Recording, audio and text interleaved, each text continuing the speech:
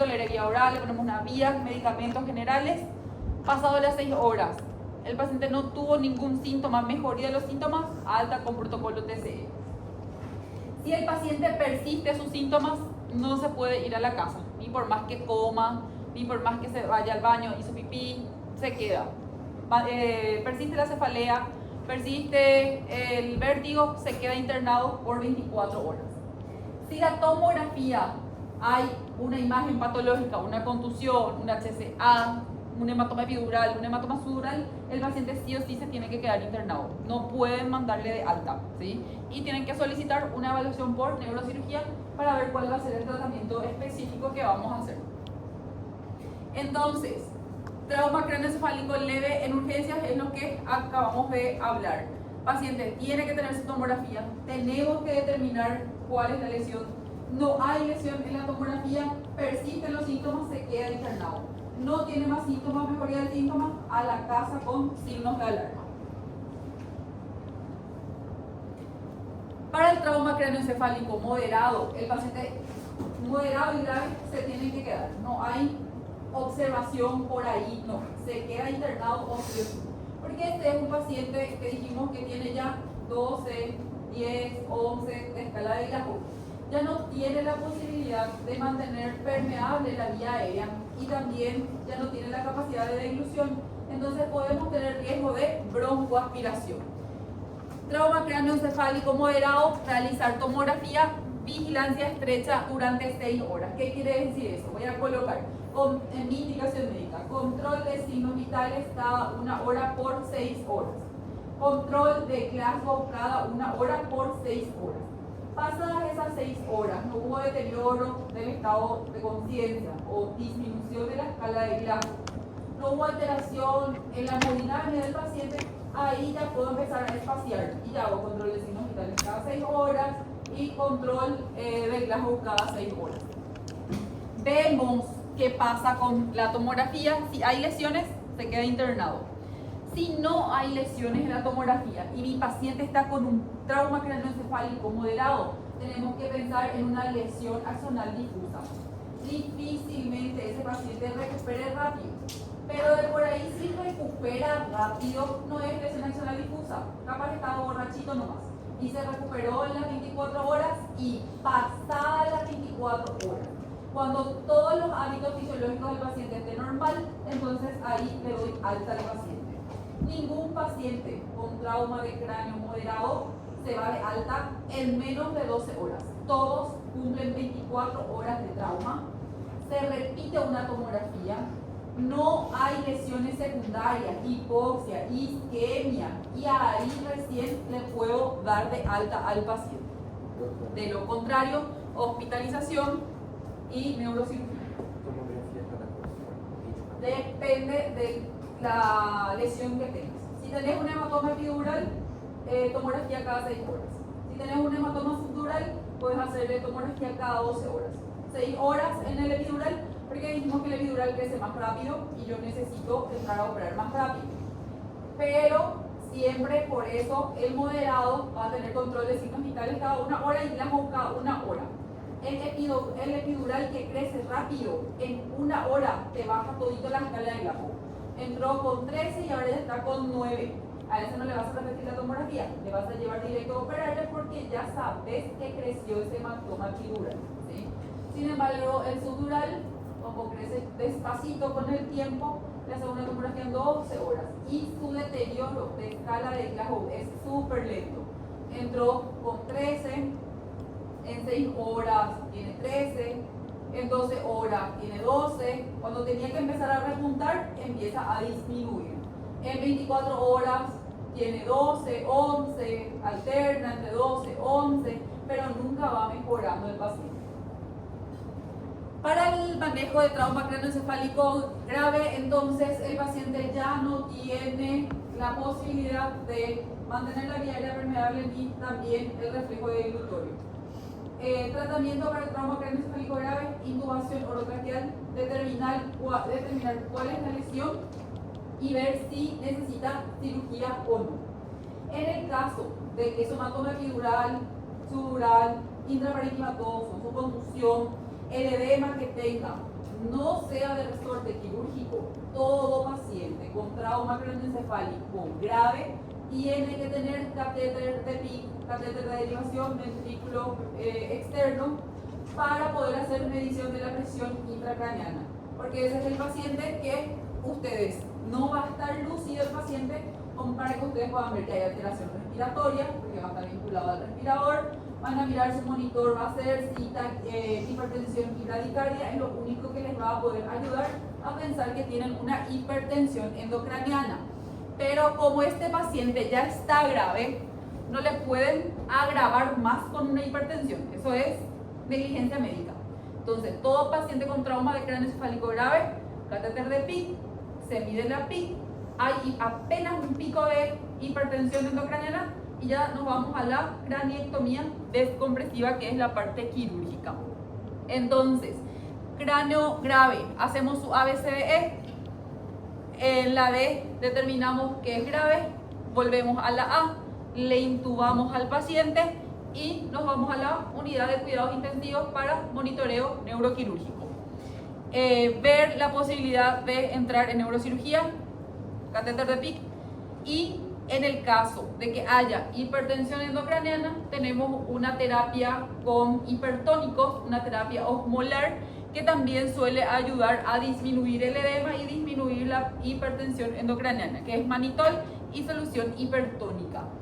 No hacemos solución hipertónica ni manitol en pacientes que no tengan signos de hipertensión endocraniana. Esto es algo que vamos a discutir mucho, sobre todo quienes están con Ricardo en las prácticas. Él y yo, nosotros hacemos profiláctico el hipertónico, porque miramos la contusión o miramos la hemorragia intraparenquimatosa, nosotros ya sabemos que va a ser edema.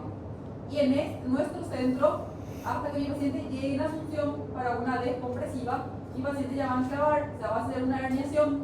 Entonces nosotros tempranamente ya le hacemos manitol de hipertónico.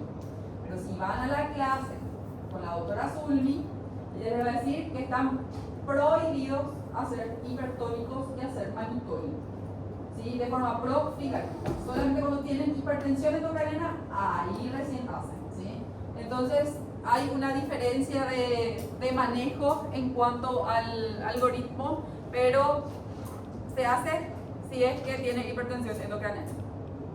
Medidas generales para todos los pacientes que tienen trauma craneoencefálico, leve, moderado o grave.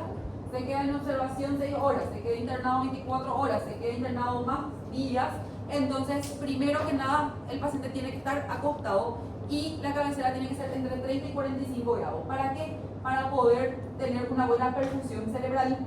En esta cabecera, no es a 90, ¿verdad? Es 30, 45, entonces tenemos buen flujo de carótidas y tenemos buen flujo cerebral, y también rápidamente tenemos retorno venoso para retirar la sangre desoxigenada y sin nutrientes del cerebro.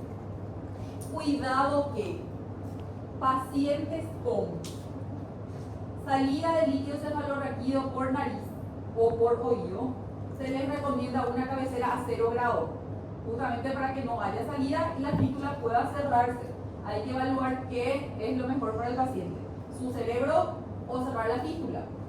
Cerrar la fístula yo lo puedo hacer por vía quirúrgica en otro momento, cuando mi paciente ya esté mucho más compensado.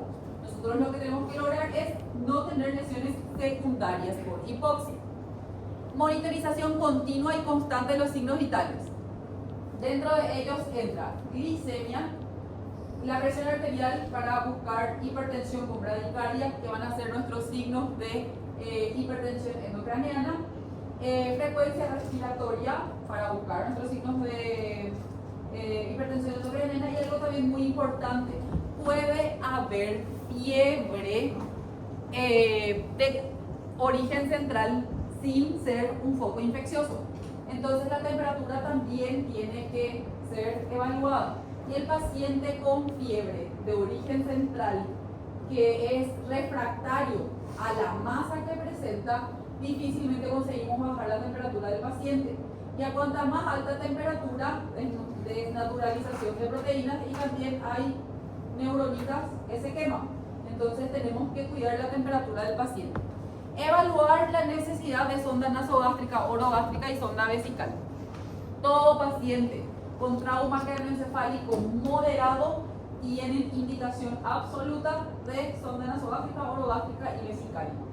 Más tiene indicación de sonda vesical si el paciente está con hipertónico o con manitol, porque lo que va a hacer es aspirar todo, chupar todo el edema y llevar a la diuresis para que justamente pueda haber disminución del edema del líquido en el tercer espacio para que no haya hipertensión endocraneal. Cuidado con la sonda nasogástrica si tengo signos de fractura de base de cráneo.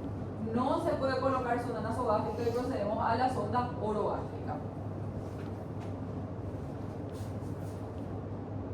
Canalizar vía venosa periférica y no se canaliza la vía venosa periférica en el brazo pléjico.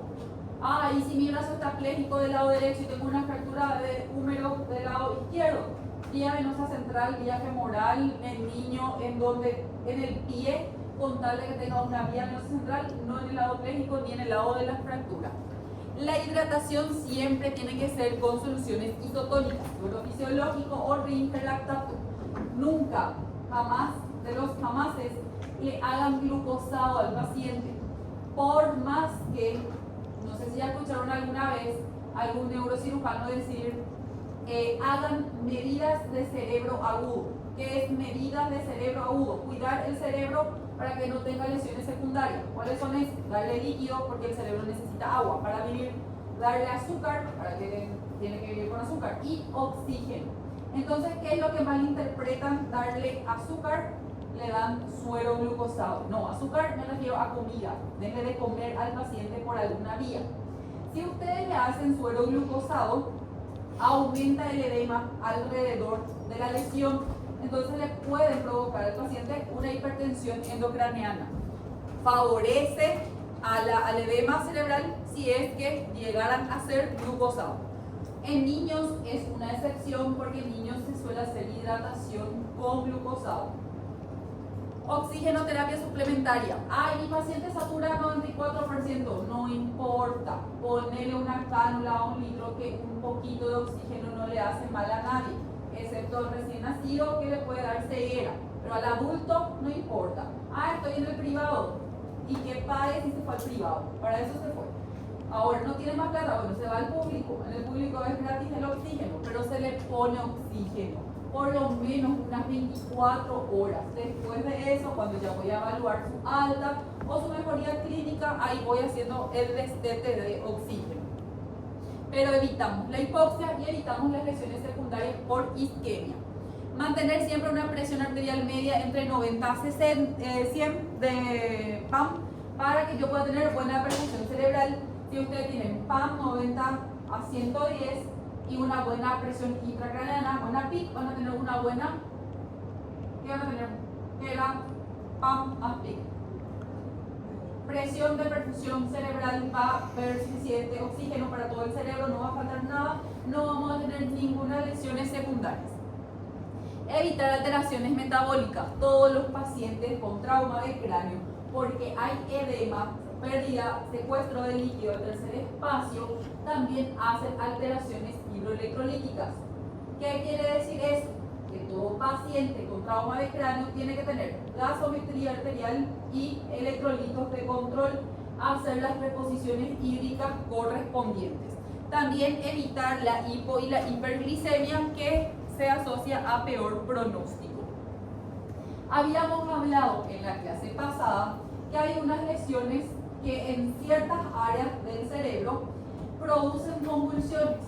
Entonces, hay áreas epileptógenas, en donde nosotros tenemos pequeñas contusiones o una hemorragia intraparenquimatosa y el paciente sufre de convulsiones de forma constante.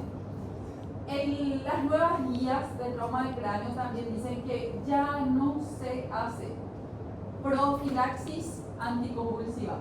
Nosotros lo seguimos haciendo porque no hay nada escrito de una complicación o de una contraindicación de un efecto secundario adverso a corto tiempo de los anticonvulsivantes en el paciente. A largo plazo sí puede tener mil y unas complicaciones, pero yo no le voy a hacer anticonvulsivante a largo plazo. Yo le quiero hacer a corto plazo nomás para que mi paciente no convulsione de mí. Porque a cada convulsión, recuérdense que son neuronas que se fritan. Entonces, para que no se friten las neuronas de mi paciente y no quede un paciente secuelar, hacemos la profilaxis anticonvulsivante. La droga que utilizamos es el difenildiantoína, también conocido como fenitoína. Existen otras drogas, sí, está la carbamazepina, pero lo tenemos por vía oral, lo tenemos por vía endovenosa. Entonces, ¿qué pasa si mi paciente está con un trauma de cráneo moderado y no tolera la vía oral? Hasta colocar la sonda nasogástrica y mandarle por la sonda nasogástrica, entonces lo tengo que hacer por vía endovenosa y difenil si tengo por vía endovenosa. Otra droga, levetiracetam, también tenemos por vía oral, lo tenemos por vía endovenosa. Otra droga que podríamos utilizar como anticonvulsivante es el diazepam. Solamente que el diazepam me disminuye mucho en la escala de Glasgow del paciente. Es como un sedativo también para el paciente. Entonces ese no me conviene. El difenildiantoína no altera en nada el Glasgow del paciente. Entonces utilizamos de preferencia difenildiantoína. Ya hablamos de la terapia la osmolaterapia, que es la terapia hídrica con manitol o hipertónico. Hacemos para poder disminuir la presión intracraneana porque tiene un efecto osmótico, disminuye la viscosidad a nivel de la sangre y siempre cuestionamos.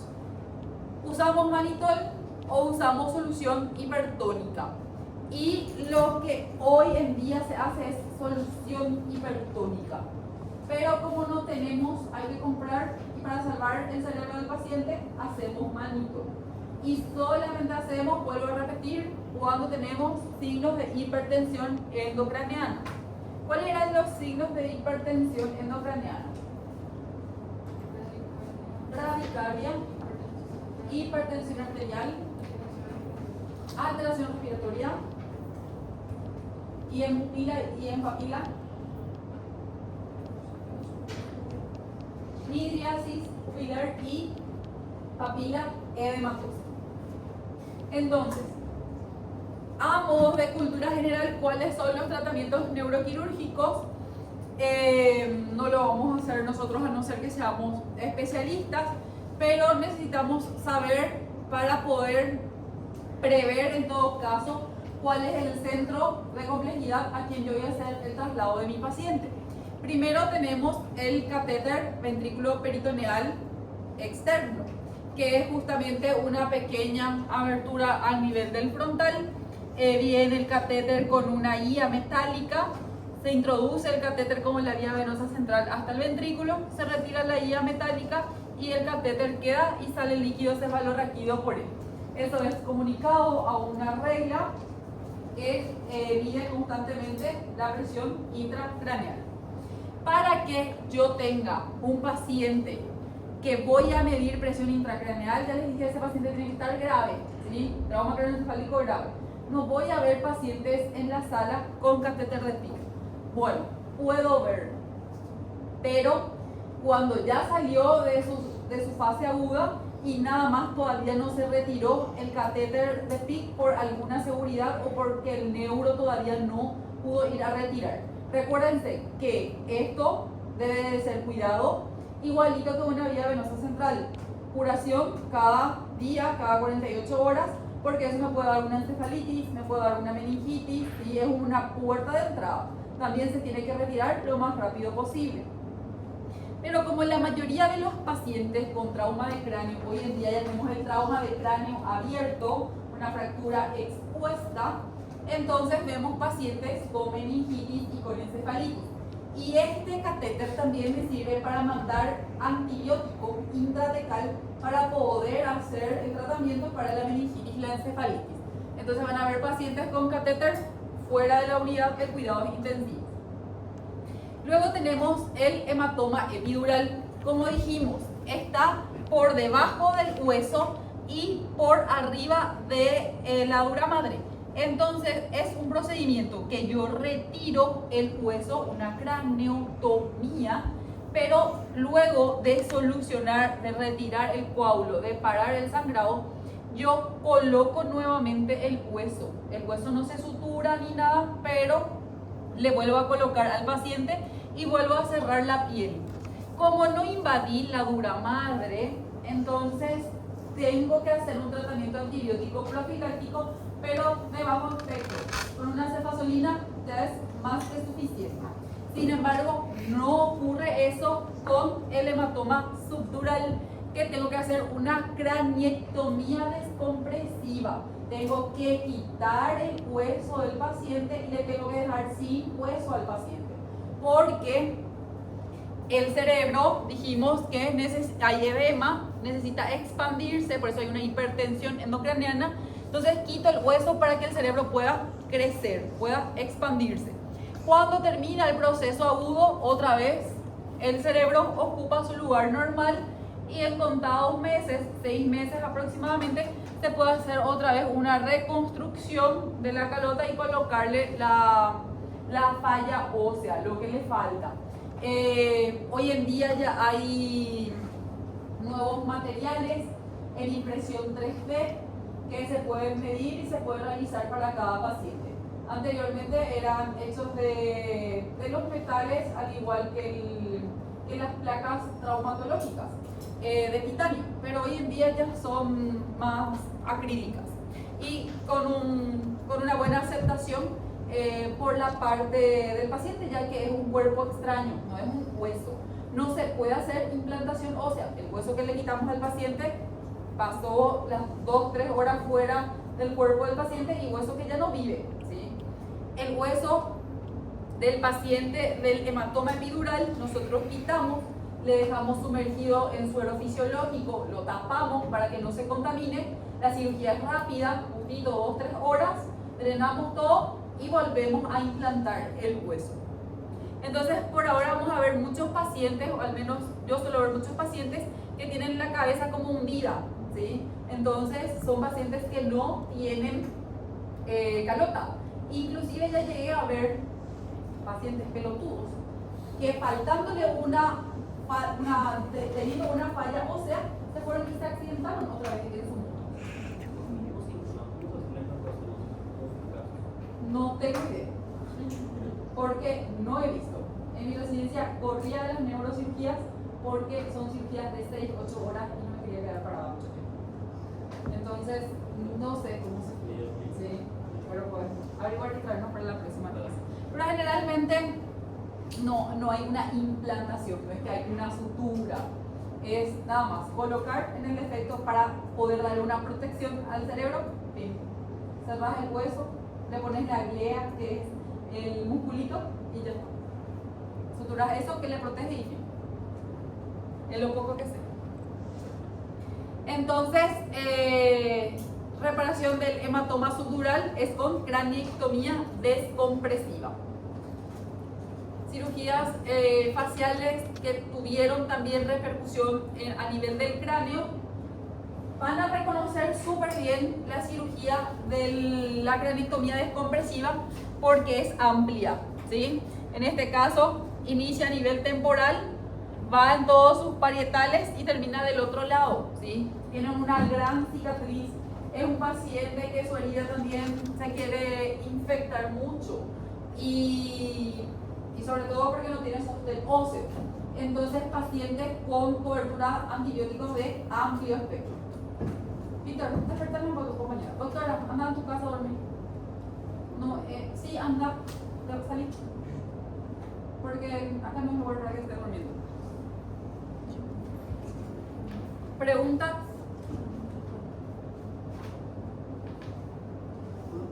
Hola.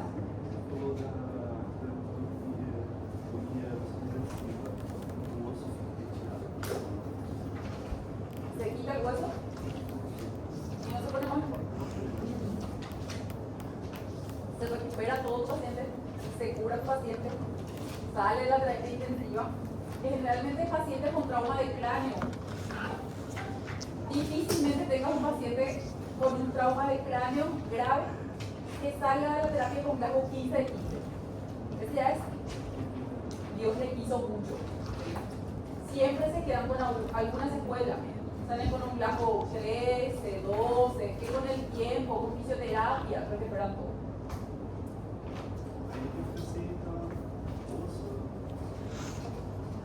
Después eso es lo que hablamos, se hace el implante. Bueno, vamos a hablar del trauma maxilofacial. Entonces, ¿qué tenemos que en la fascia que nos hace importante estudiar al trauma facial? ¿Qué estructuras que puede comprometer en la cara del paciente que le va a costar la vida? La estética no le va a costar la vida.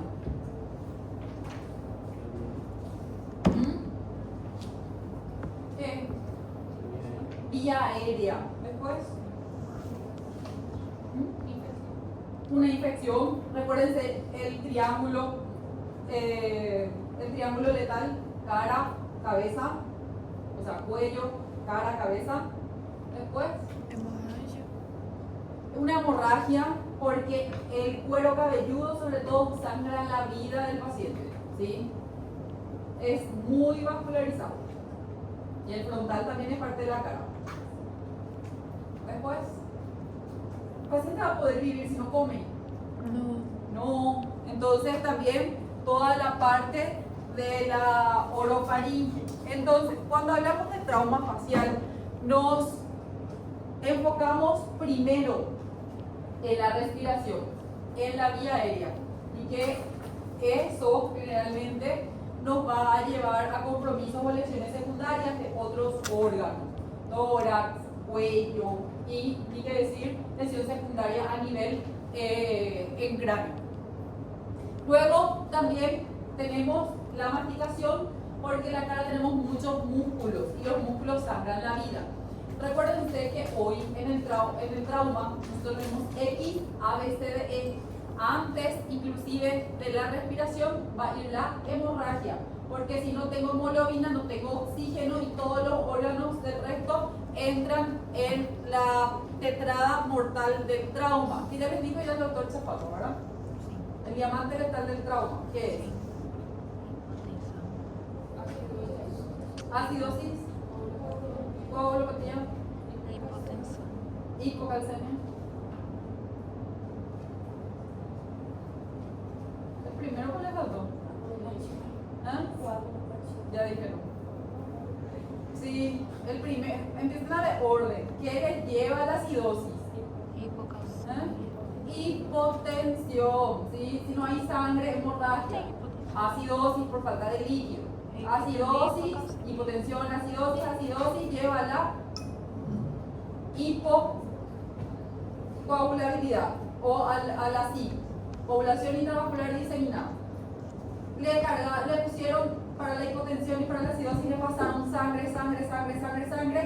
Se olvidaron de pasarle calcio para la contracción muscular y tenemos hipocalcemia. Después tenemos deglución, que ya hablamos, el paciente no puede vivir sin comer.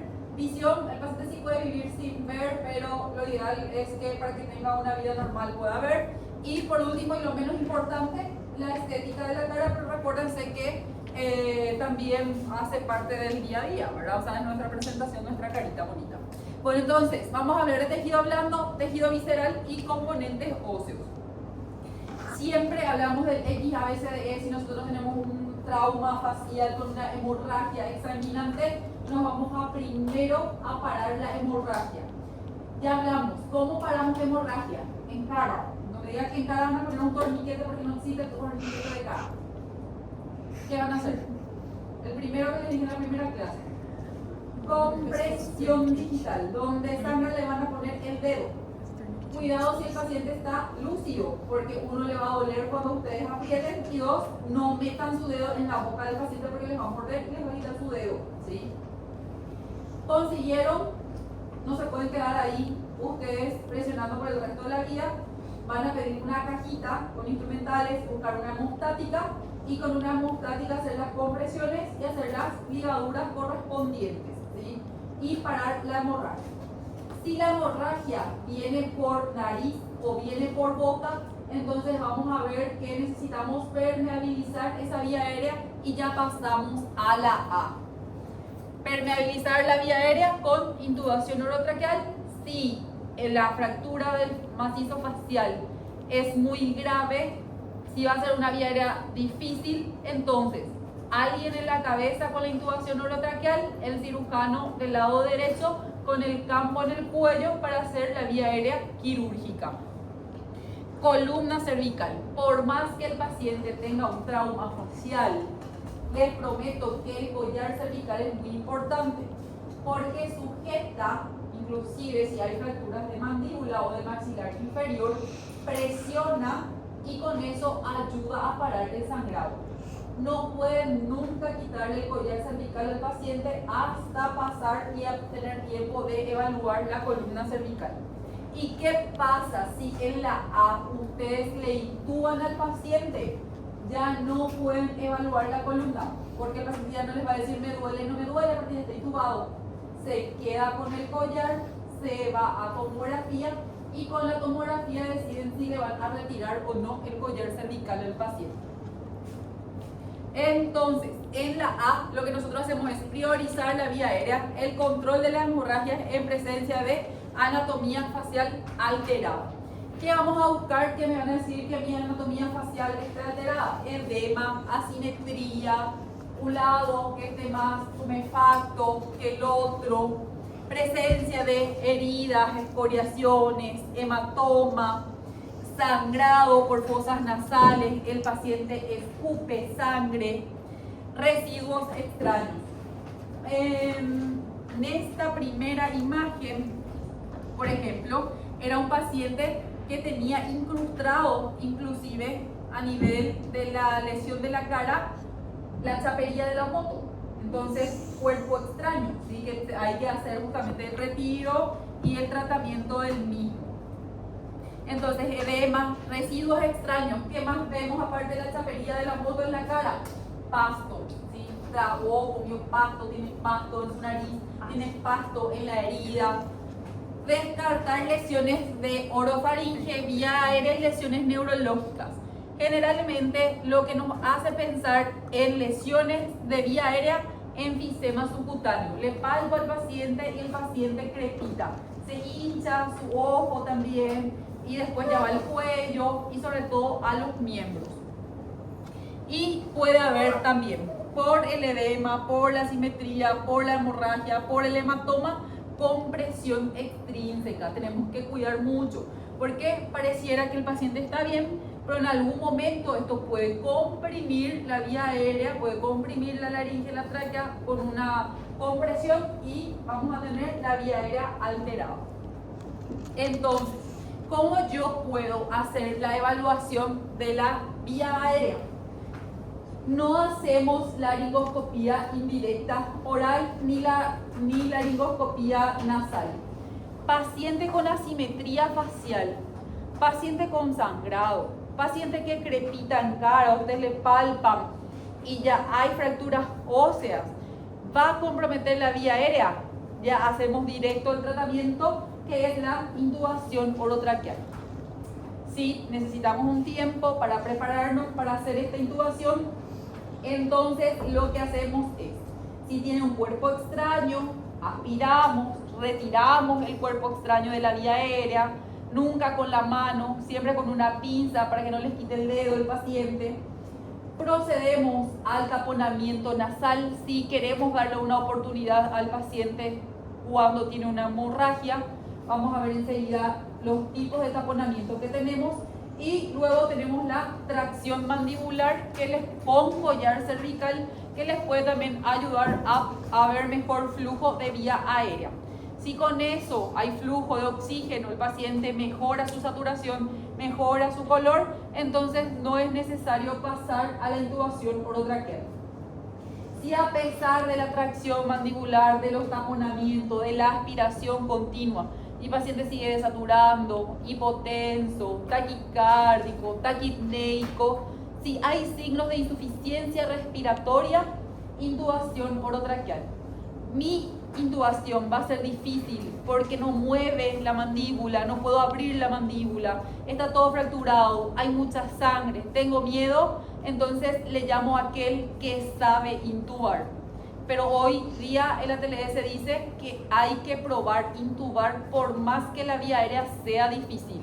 Entonces no van a ponerse a jugar por la vía aérea porque ya está traumatizado, y al meter el laringoscopio o el video del laringoscopio, lo que tengan, ustedes van a hacer que haya mayor edema. Entonces, la primera persona que va a intentar intubar va a ser la que sabe y va a ser el anestesiólogo, ¿sí? Entonces llámenle al anestesiólogo. ¿Qué van a hacer ustedes? Van a mantenerle al paciente con buena oxigenación. ¿Cómo? Van a traccionar la mandíbula, van a ponerle el oxígeno y ustedes mismos le van a bucear al paciente si fuera necesario. Con eso no logro una saturación mayor a 94%, van a buscar una cánula de Mayo, una cánula de Guedel, que es una canulita que tiene forma de J. Ese le van a meter al paciente y encima de ese su máscara facial con amur. La cánula ayuda también a direccionar el aire hacia la tráquea y con ese le van manejando hasta que venga la persona que les va a hacer la intubación.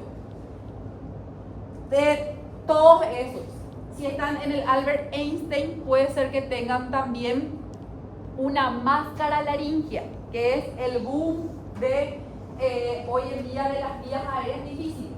Es una máscara con forma de glotis, de forma del triangulito de las cuerdas vocales, con un tubito, que es el tubo orotraqueal. Ustedes le ponen en la boca al paciente, tapona la vía digestiva y solamente ventila a nivel de la vía aérea.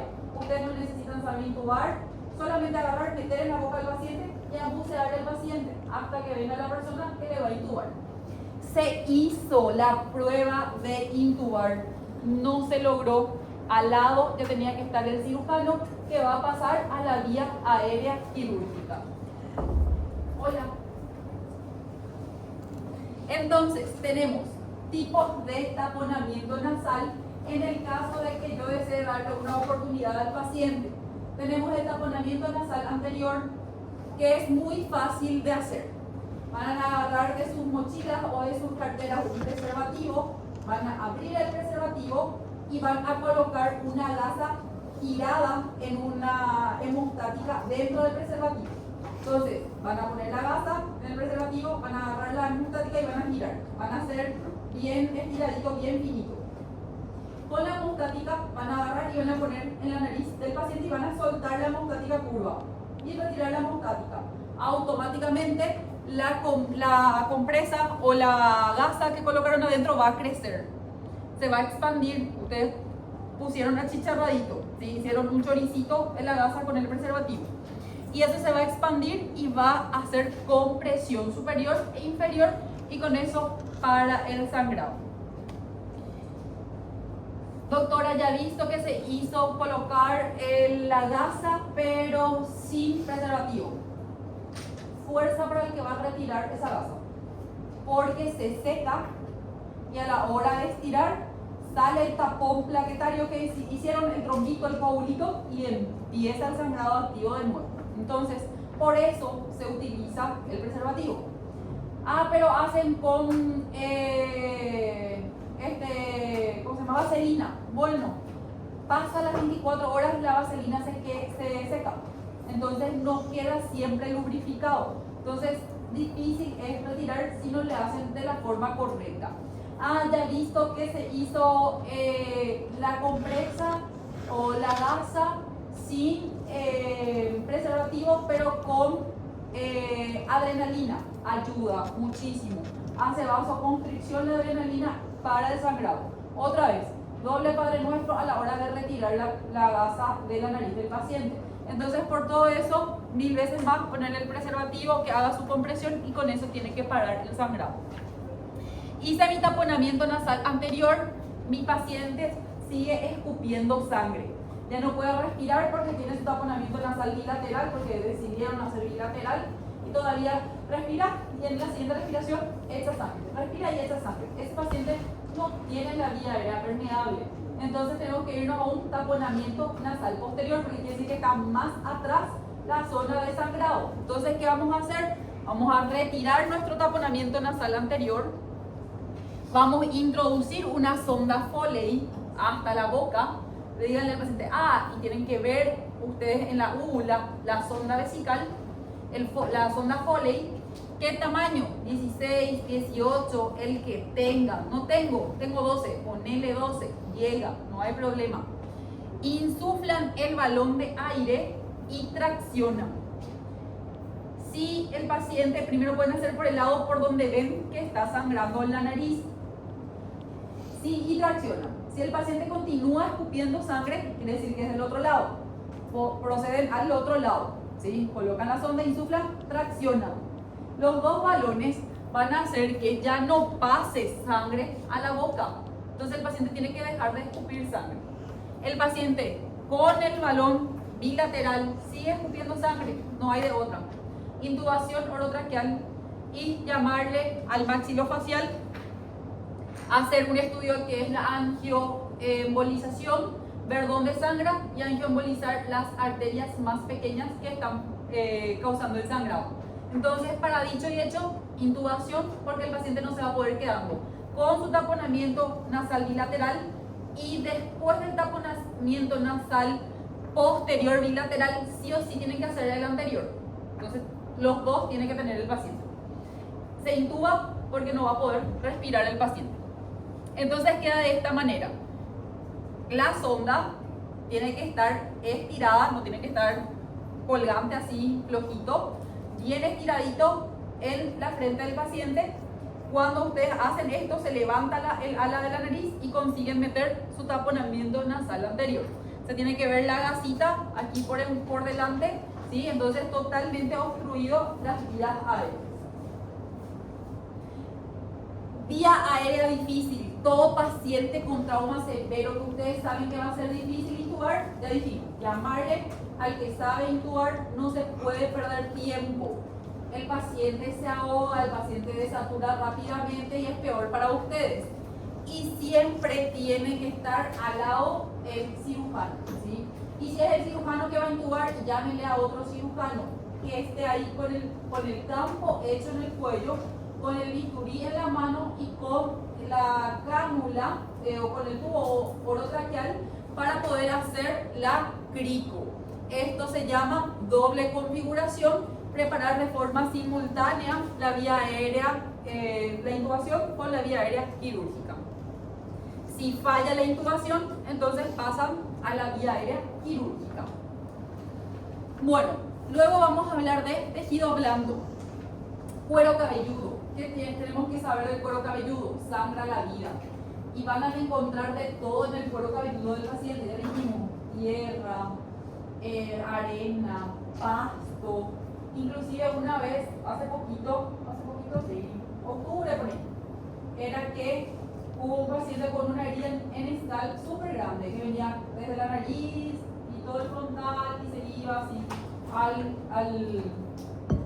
a la cabeza, al cráneo.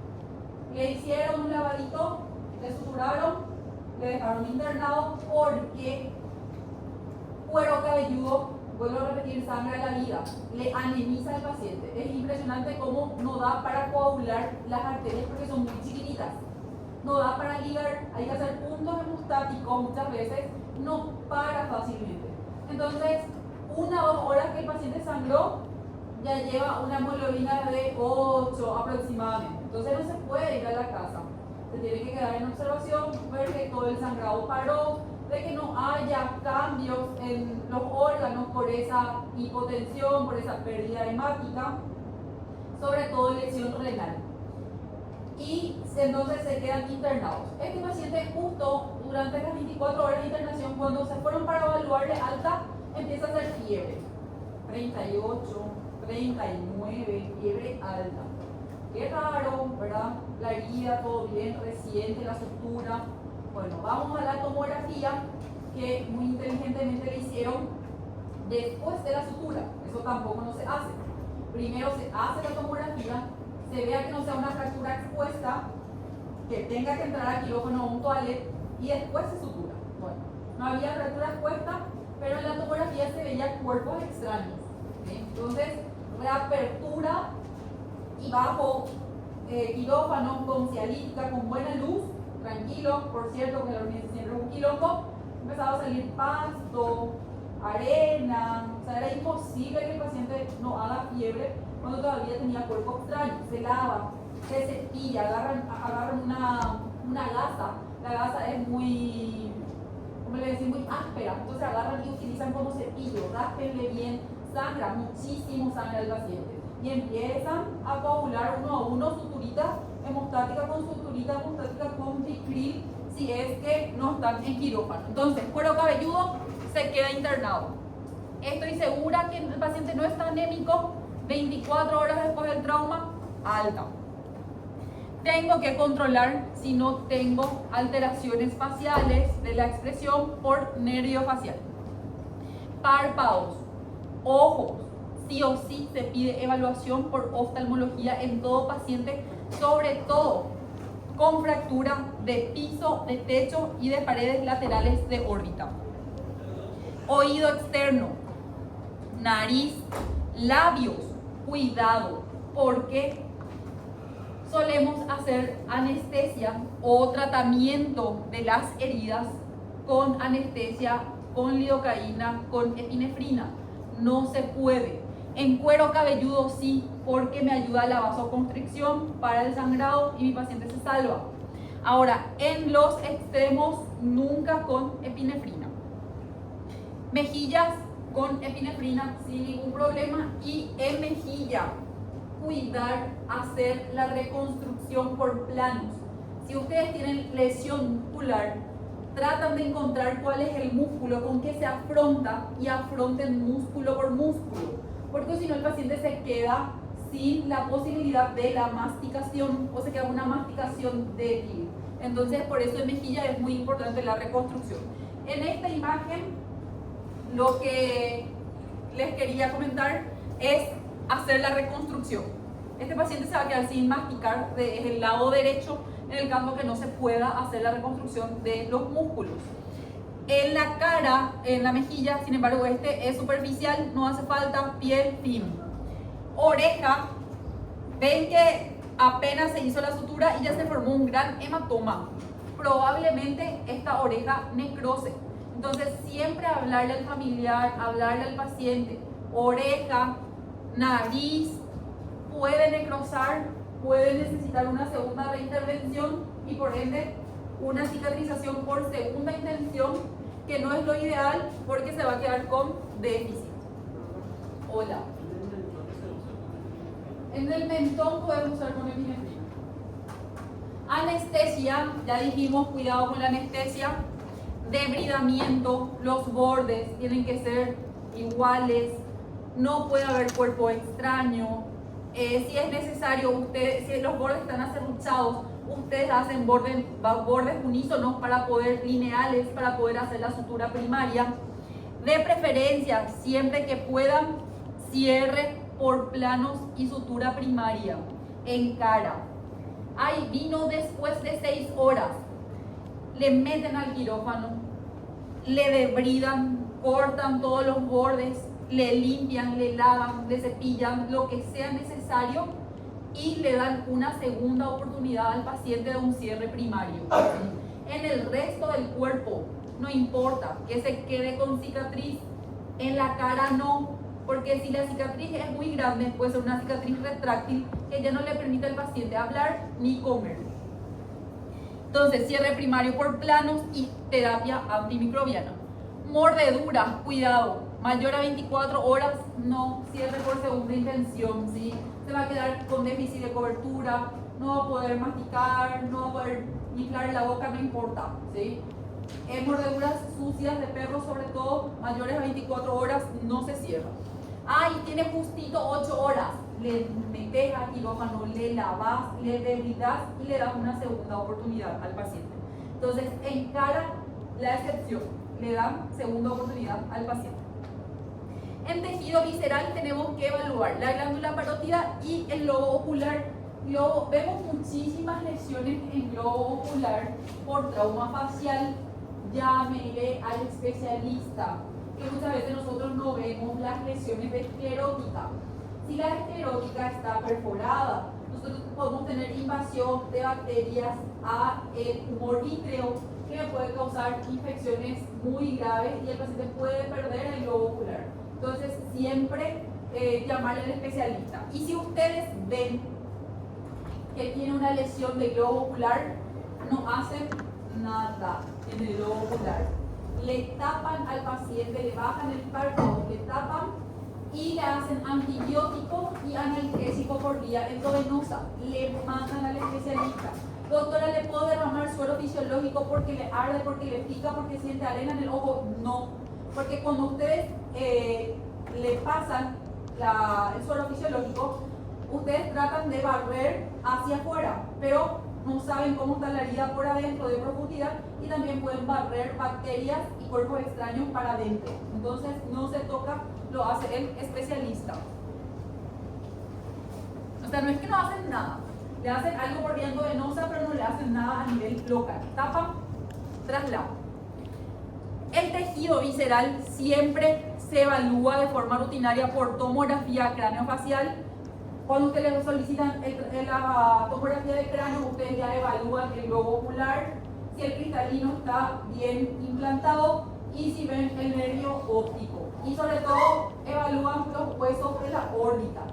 Hay compromisos de hueso de órbita, evaluación por oftalmología. El tejido óseo. Para poder hablar de trauma facial en tejido óseo, tenemos que recordarnos de los huesos de la cara. Los huesos de la cara vamos a dividir en 3 tercios porque la clasificación va a ser por tercio. Entonces tenemos el primer tercio superior que va a corresponder al hueso frontal, el tercio medio que va a corresponder al maxilar superior, a los huesos nasales, a los huesos de la órbita y a la apófisis cigomática que se va a unir con el temporal.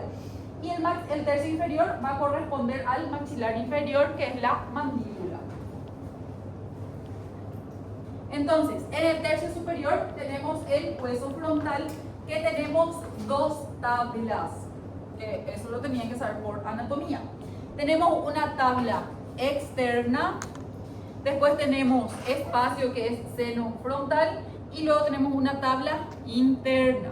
Cuando hablamos de fractura de tabla externa, hablamos de fractura maxilofacial. Cuando hablamos de fractura de tabla interna, hablamos de trauma de cráneo. ¿Por qué? ¿Qué pasa si tengo esta fractura de tabla interna? ¿Qué tengo que pensar que puede haber a la par? Una hemorragia, un hematoma epidural o un hematoma subdural. Para el tercio medio, entonces, si yo tengo una fractura del maxilar superior, estoy hablando de una fractura de Lefort de tipo 1. Si tengo fractura del maxilar superior y también huesos nasales, Lefort tipo 2. Si tengo una fractura de maxilar superior, huesos nasales, arco cigomático, que justamente es de hueso cigomático, que se articula con temporal y con frontal, entonces tengo una desarticulación del macizo facial con el cráneo. Entonces eso es un Lefort tipo 3. Ay, ¿qué pasa si tengo un Lefort tipo 3 o un tipo 1, tipo 2, más una fractura de mandíbula? Se va a llamar un trauma panfacial. Toda la cara está comprometida a nivel de hueso. Entonces, involucra fracturas de al menos 2 o los 3 tercios horizontales del rostro. Cuando hablamos de órbita, ¿qué buscamos? Alteraciones oculares. El paciente ve doble, diplopía, el paciente ve borroso, el paciente no consigue enfocar o tiene la agudeza visual disminuida.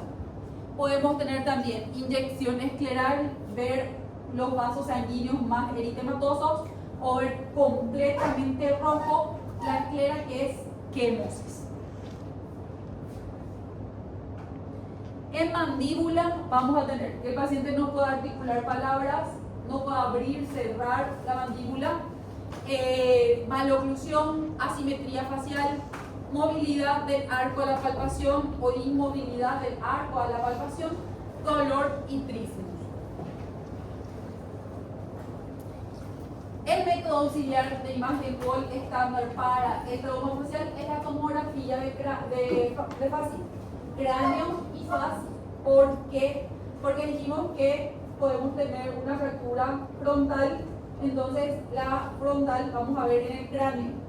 Entonces siempre pedir cráneo facial, pero el facial tienen que escribir y tienen que pedir sí o sí en 3 proyecciones: axial, coronal y sagital. Y por ende, para ver o para visualizar mejor todos los huesos, la sumatoria de los 3, que es el 3D. Entonces, la fractura por radiografía se puede ver, sí, se puede ver, pero necesitamos una radiografía panorámica. Y para hacer la radiografía panorámica, yo le tengo que pedir al paciente que abra la boca y que muerda. La radiografía tiene como un dientecito en donde el paciente coloca el diente para hacerse la radiografía. Si el paciente tuviera una fractura de mandíbula, no va a poder abrir la boca y morder para poder hacerse el método auxiliar de imagen panorámica. Entonces, como no sirve la radiografía simple, no hacemos, porque es solamente una dimensión. Pasamos directo a la tomografía, que es de cortes finos, multiplanos, y es el gold estándar. Y si se puede, le pedimos que nos hagan un 3D. Entonces, ¿qué necesitamos saber del trauma facial? Preguntarnos o hacernos 2 preguntas importantes. ¿Qué tal está la vía aérea de mi paciente? Si está comprometido, solucionar la vía aérea. ¿Tiene hemorragia? Si tiene hemorragia, solucionar la hemorragia, control de la hemorragia. La vía aérea está bien, belleza. No hay hemorragia, belleza. Y me voy entonces a evaluar la inestabilidad de la columna, que es el último. ¿Qué quiere decir esto? Si yo tengo una vía aérea que está comprometida, mi paciente no respira, tiene saturación baja de oxígeno, tengo que darle una solución que es la intubación. Y la intubación se hace con collar cervical. No sé hacer con collar cervical, le llamas al anestesiólogo. El anestesiólogo no sabe, no sé, llámenle a quien sepa hacer o pasen directamente a la vía aérea quirúrgica, pero no le estén movilizando el cuello cuando ustedes todavía no pudieron evaluar el cuello. Máximo lo que pueden hacer es, como el collar cervical tiene 2 partes, una anterior y uno posterior, desabrochan el collar cervical y una persona sujeta el anterior, entonces levemente hace el paciente una extensión, porque la técnica para intubación en todo paciente chuchi, lindo, estable, dice que tenemos que poner un elevador por debajo de los hombros o en los hombros. Entonces eleva el tórax, el cuello cae para atrás y hay una hiperextensión. Eso es lo que ustedes no tienen que hacer en todo paciente traumatizado. Entonces desabrochan, alguien ataja y un chiquitito es lo que les permite extender el cuello para la intubación. Una vez que le intubaron, bueno, ahí se va. A ver, ¿hay hemorragia? No hay hemorragia, belleza. Nos vamos a la columna. ¿Puedo evaluar la columna de mi paciente intubado? No puedo. ¿Qué voy a hacer? Me voy a ir directo al escaneo de la tomografía. ¿Se entendió? ¿Preguntas?